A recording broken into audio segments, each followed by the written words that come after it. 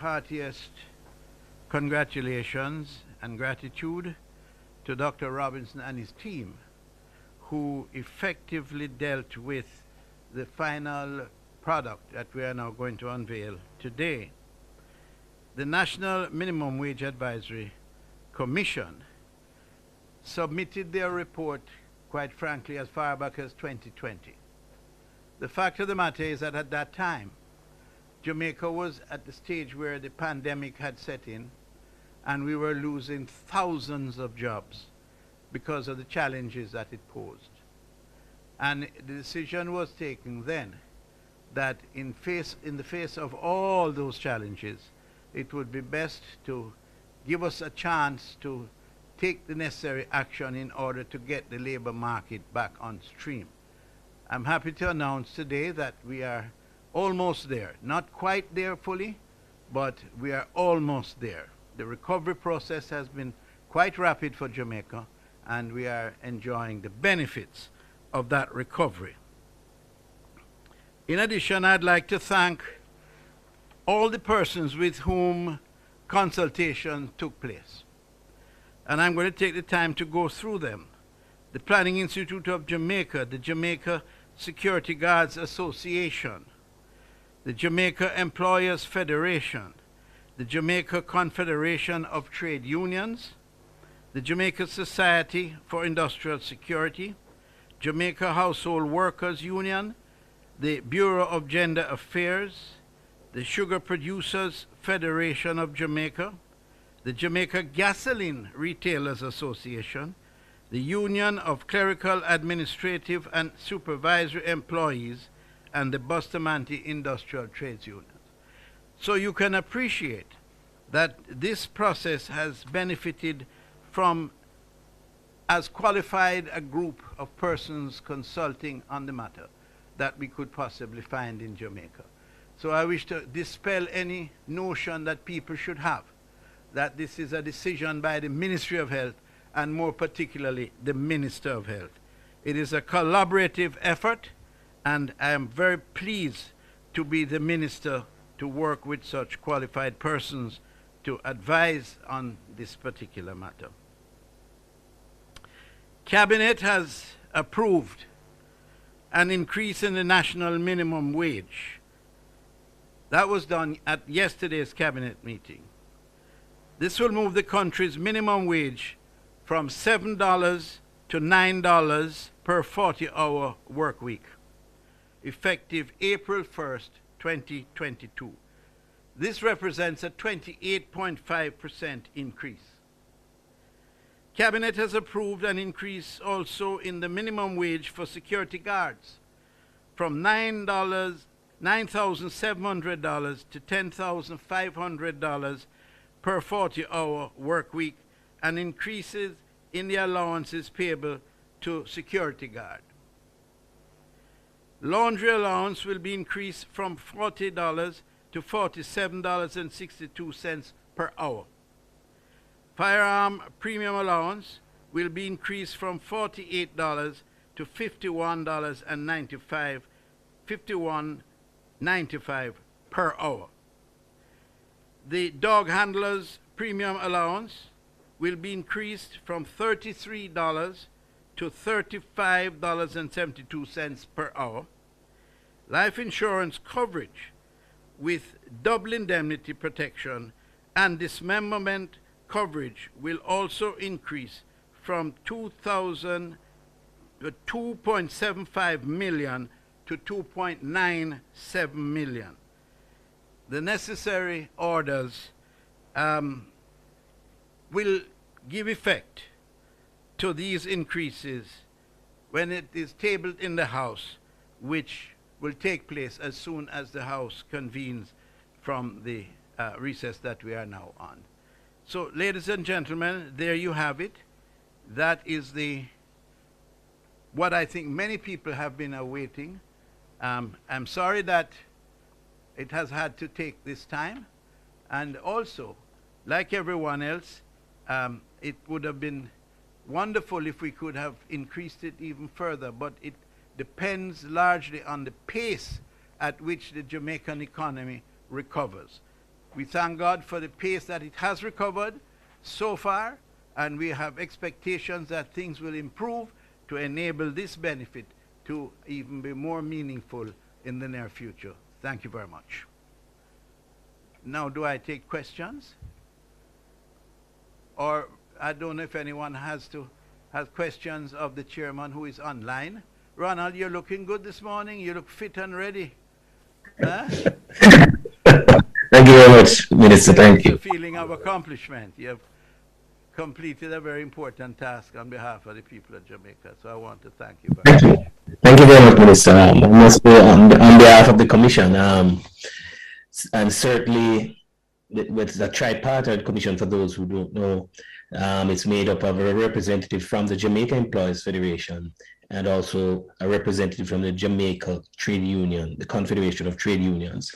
And it was quite an exhaustive and long process of consultations right across. At that time, we could have done physical and face-to-face consultations, and we traveled the length and breadth of the country, as well as tabling and taking submissions from various groups and so forth. Quite a spirited.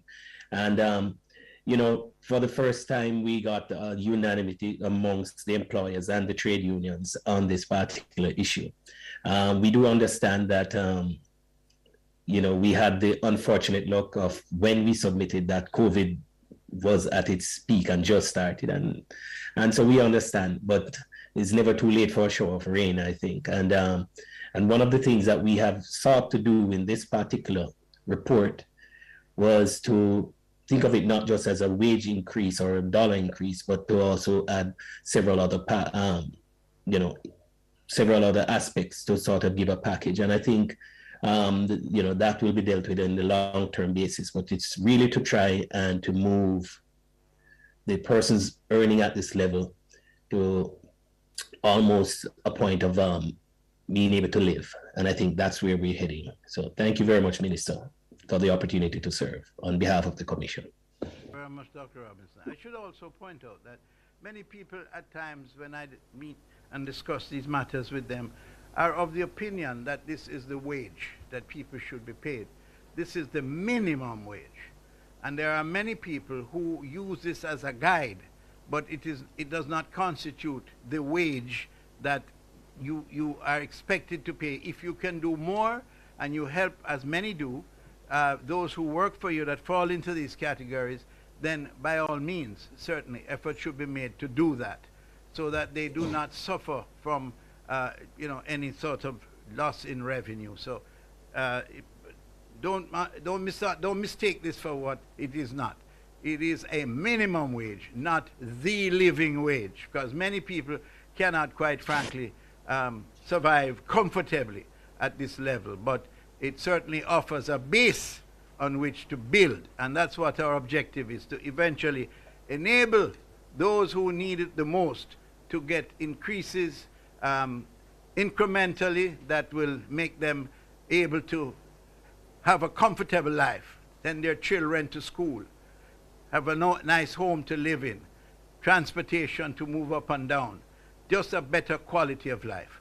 That's what the final objective is. And through this mechanism, we will use this as a basis on which to build so that we can improve the quality of life of our less fortunate. I just want to reiterate the fact that the increase is one from $7,000, $7,000, yes, to $9,000.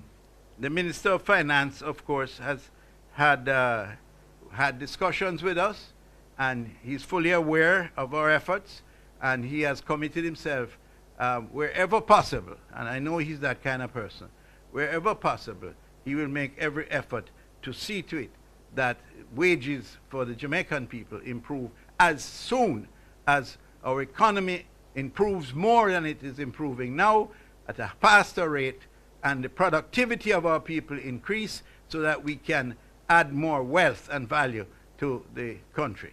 So thank you all very much for being with us this morning, and feeling any other questions, I will ask that the meeting be terminated at this day. Thank you again, Dr. Robinson, with all your team and all the members with whom we I continue have a to have question. dialogue. Thank you. I think there's a Oh, question there's a here. question? Okay, fine. Someone has a question?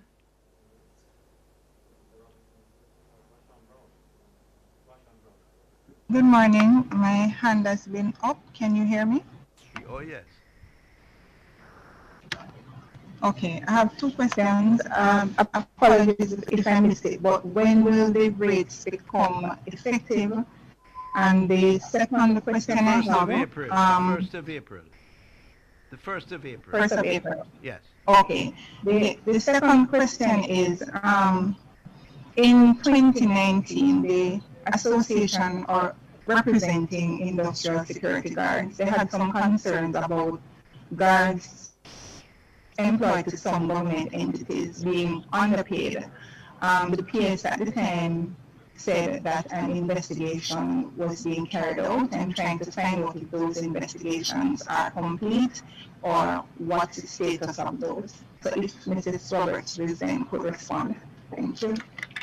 I don't know if you want to come and respond. Sufficient to say that those are discussions that continue because it is, as you know, it's a rather complex issue, and it is one that has been outstanding for a very long time. And based on information available to me, it appears that the issue is being resolved amicably. But I don't know, perhaps, PS, if you have something you'd like to add that I'm not at the moment aware of. One thing you know for sure is that the payments to security guards will be placed on a footing that is predictable, reliable, and fair.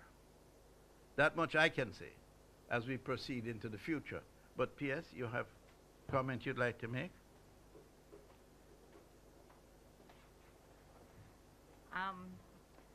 At the time, the ministry did some research on the situation with security guards.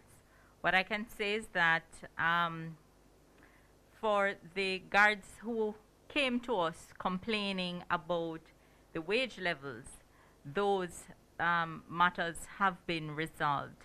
For the different security guard companies, the ministry visited a number of them, and it was realized that a number of them were in fact not paying the time and a half rate that security guards were allowed for overtime pay. As the minister said, we have been working with the individual companies to resolve those issues.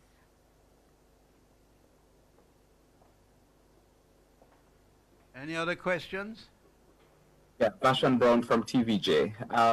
One of the issues over the years has been this livable wage matter. I think you raised it a short while ago when you were speaking, Yes. which will take in consideration basic things like housing, transportation, etc. Helene Davis-White, for example, has argued that countries that have done this have done sort of extensive studies of their labor force before arriving at this particular figure. When will we arrive at that livable wage versus this continual increase of the minimum wage? Yes, well, as you probably heard me say to Dr. Robinson, that our relationship will continue on the basis that we will constantly be seeking answers to that very question. And the extent to which we are able to put that in the context of the level of productivity that is being achieved at the workplace, the level of support received from the employers, the level of responsiveness of our workforce, because in the final analysis, if we do not increase our productivity, if we do not increase our gross domestic product, if we do not create more wealth in the country that can be distributed among the most vulnerable, then this will all be to naught. So what I am going to be doing is working very closely with the team of experts and people who are interested, especially the trade union movement, so that we can collectively arrive at a formula that will set the stage for the establishment of what we consider a livable wage, and use that as the basis or the launching pad for improving wages generally across the country, to the benefit of the most vulnerable. So it's a continuous process. This ministry is a ministry that never sleeps. The processes are continuous, and the meetings that we hold and the discussions that we hold and the committees that we establish for this purpose are ongoing continuously. And so from that process, we are hoping that we'll be in a position to report in a more positive way the next time we meet like this. I have a follow-up. Minister, may I just add something to that, Minister, if you just Sure. give me a minute on that issue. Just so you know, Bashan, this issue of the livable wage is front and center at the discussions of the Minimum Wage Commission.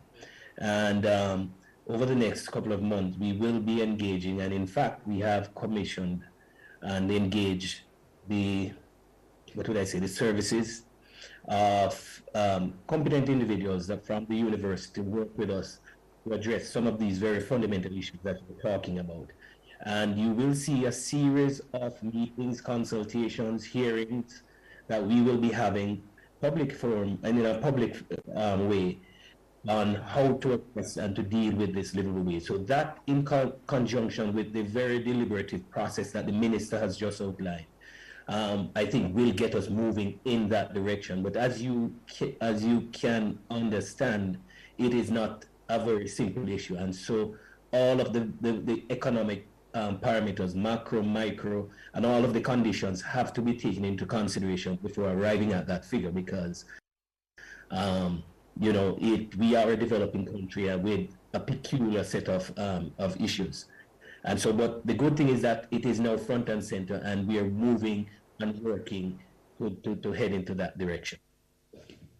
And also, Minister, I have one more question. Sure. So you mentioned that the commission made its recommendation about 2020 thereabout. What would you say to people who are going to get this increase, but they're now dealing with an over 9% increase in inflation? Yes. Well, this is just one aspect of our support mechanism for those who are most vulnerable. There are other programs in this ministry that we distribute assistance to persons to assist them in many aspects of their lives: housing, education, down to very small business support, financial business support. We give packages for the indigent and so on. This ministry, as I hasten to remind everyone, this ministry doesn't earn money. This ministry, other than through the work permit program, this ministry really provides assistance to the majority of our people who are in greatest need. So I understand what you're saying, that the time, just over a year or so, that has elapsed, and the movement has not reflected that from the time it was recommended. It all has to do with our interaction with the Minister of Finance, who in the final analysis is the main gatekeeper of the resources that we have to disperse. If he gets it wrong, we are all in trouble. Both workers, employers, everybody. And we work collaboratively, we work closely, and we don't make pronouncements that are not fact-based and do not provide the level of responsibility in pursuing these kinds of solutions for the persons who are, as I said, in greatest need. As soon as we become better able to provide resources to benefit the poor of the country, rest assured that this government is committed to that objective, to increasing as we see the need, to providing relief as we see the need, on top of what we do now routinely. So I just want to assure you of that. Sorry, one final question, Minister. This question relates to the fact that The last increase, I believe, was in 2018 when Shahini Robinson was minister. Yes. Can you assure minimum wage earners that they will not have to wait so long again? No, they won't, increase? because hopefully we won't have to contend with the pandemic.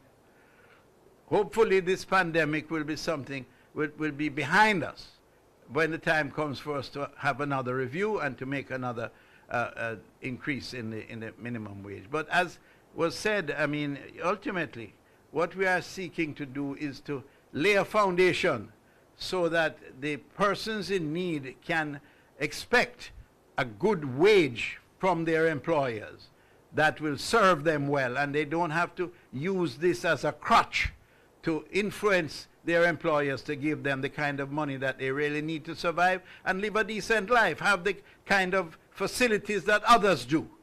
I mean, we can't be talking about developing a nation and building the minds of the young people if they are brought up in an environment of deprivation and need.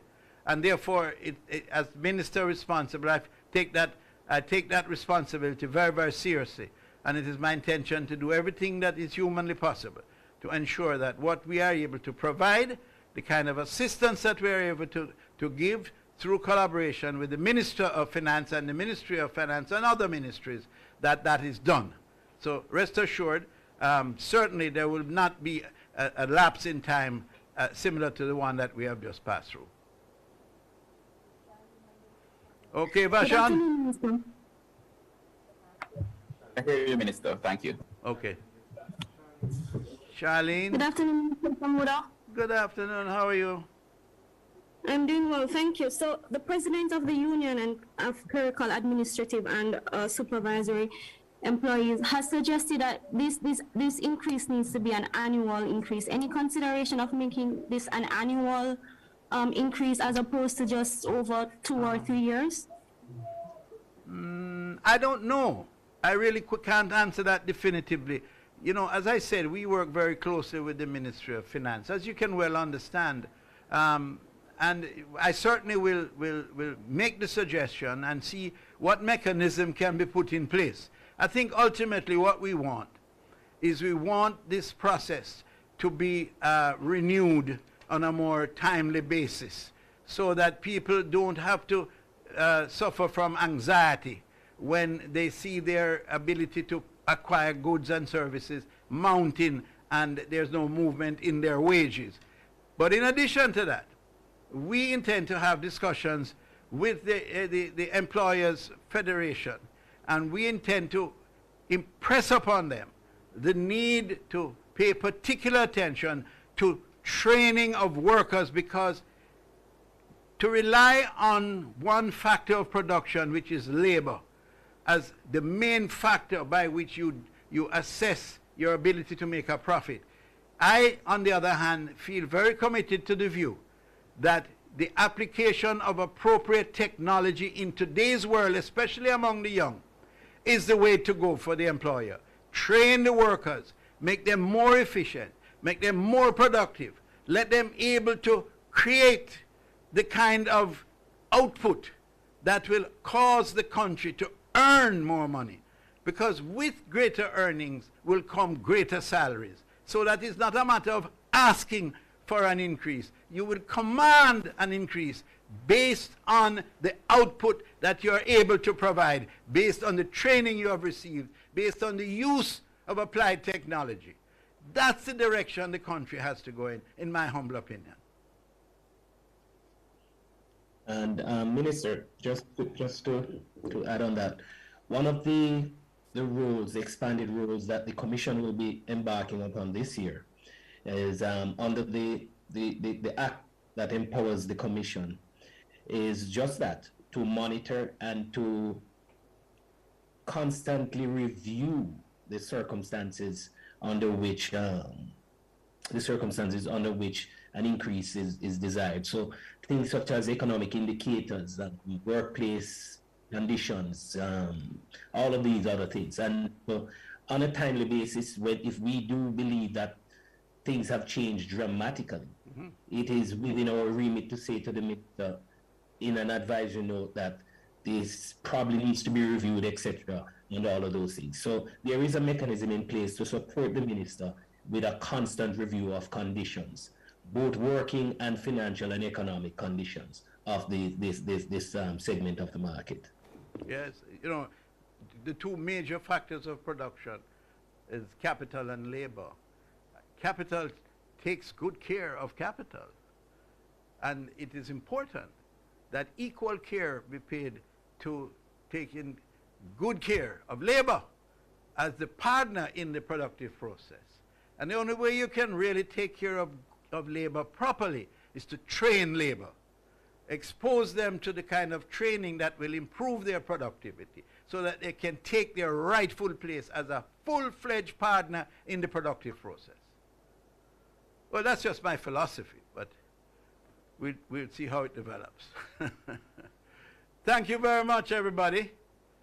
If there are no other questions, then I want to thank you all for coming. I want to thank you all for putting up with me and others here. And we have done our best at this stage, and we intend to do even better as we go forward. Thank you very much.